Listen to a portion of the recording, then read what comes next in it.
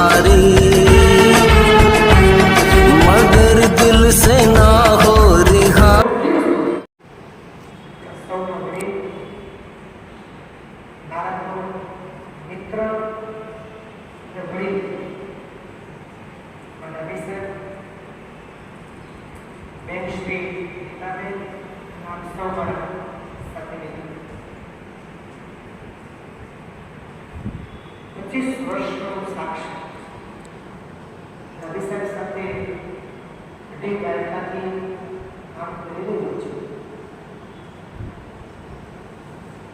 છેલ્લા 6 વર્ષથી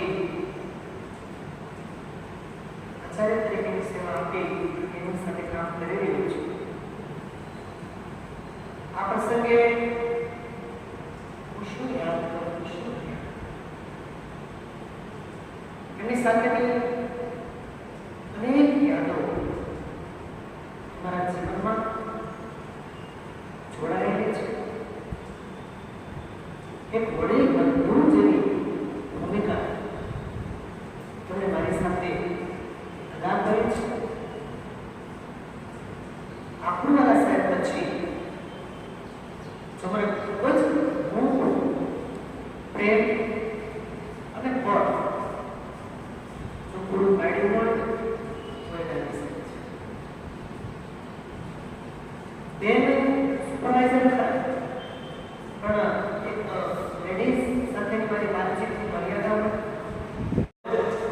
અને માર્ગદર્શનની કલા એટલે કે એક પથદર્શક રહ્યા છે. ગમે તેવા પ્રશ્નો હોય પણ એની પાસે સોલ્યુશન હોય.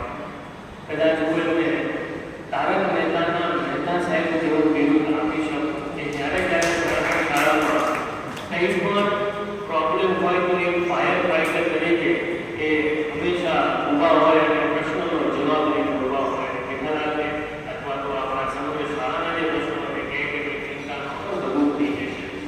આવા હસમુખના સ્વભાવવાળા કવિ સાહેબ માટે આપણે થાય છે. ખરેખર ખૂબ જ કરુણ પ્રસંગ આપણા માટે કહી શકીએ, કારણ કે એક બાજુ ખુશી છે because we have to accept the truth.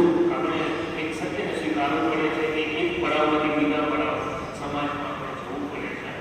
તો આ પડાવ એમની વિદાયનો છે એ એક જવાબદારીઓ બધી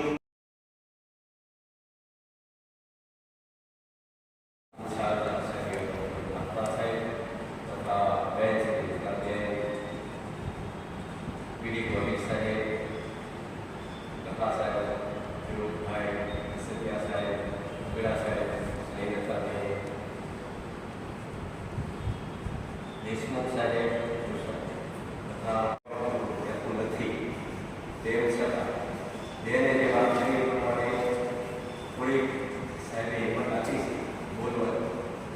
4 વર્ષ સુરેન્દ્રનો બન્યો, છેલ્લે વિદાય સ્મરણ રાખ્યો તો પણ એક શબ્દ બોલ્યો. અત્યારે એ યાદ આવ્યું. અભ્યાસ પૂર્ણ થયા પછી નોકરીની શોધખોળ શરૂ થઈ અને થોડા પરિશ્રમ પછી સુરેન્દ્રનગર ખાતે શેખરોજા શારદા મંદિર હાઈસ્કૂલમાં 5/10/1990 શિક્ષક તરીકે મારી શિક્ષણ યાત્રાનો પ્રારંભ થયો. મારું વતન ભાવનગર, મારો અભ્યાસ કાળ ભાવનગરની અંદર પૂરો થયો અને કર્મ સુરેન્દ્રનગરમાં કરું પણ મારું મન તો ભાવનગર તરફ ખેંચાયેલું રહી ગયું. અચાનક એક દિવસ બહાર નીકળીએ મને સનાતન ધર્મ હાઈસ્કૂલની જાહેરાત આવી. જાણે જાહેરાત ઈશ્વરના હસ્તાક્ષર જેવી લાગી. ઈશ્વરે મારા માટે જે જાહેરાત આપી હશે તેવો ભાસ થયો અને મારું હૃદય ઈશ્વરના આભાર મુદ્રામાં ઝૂક્યું. બસ પછી તો ઇન્ટરવ્યુ આવ્યું અને ઇન્ટરવ્યુ આવ્યા પછી પૂછપરછ શરૂ થઈ. પણ ત્યાં થોડા દિવસમાં 2-3 વ્યક્તિઓ ત્યાં મારી મુલાકાતે આવ્યા ભાવનગરથી અને મને કહ્યું કે ભાઈ તમારે સનાતન ધર્મ હાઈસ્કૂલમાં ઇન્ટરવ્યુ છે તો તમારે ત્યાં આવવું હોય તો તમે શું આપશો? તો તે લોકો આવ્યા કે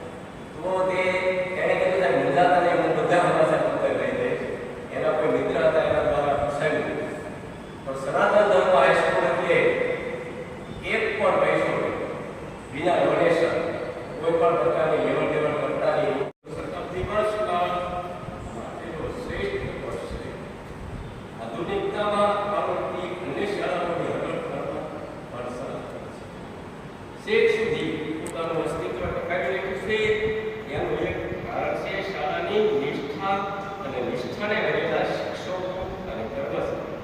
બસ આ પ્રસંગે બીજું કશું ન કહેતા શાળાના ગુણ મારા પર કાયમ રહેશે. ગમે તે શાળા હજી કઈ ના સેવાની જરૂર પડશે એ હું અવશ્ય આપીશ, ખાતરીપૂર્વક કહું છું. જય હિન્દ.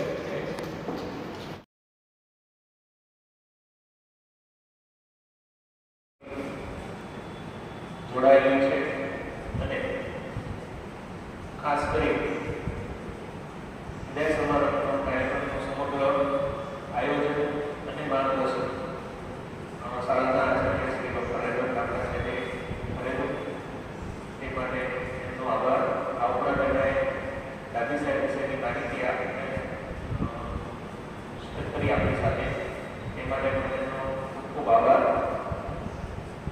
ત્યાર પછી જે બી બગડા સાહેબ કે જેમણે પ્રાર્થના ગાઈ અને ખૂબ જ સરસ પવિત્ર વાતાવરણ બનાવ્યું અને સન્માન પત્રનું વાંચન કરી અને દાદી સાહેબની સમગ્ર જે શૈક્ષણિક યાત્રા હતી એના વિશે માહિતી આપી એ માટે તેમનો પણ ખૂબ ખૂબ આભાર. ત્યાર પછી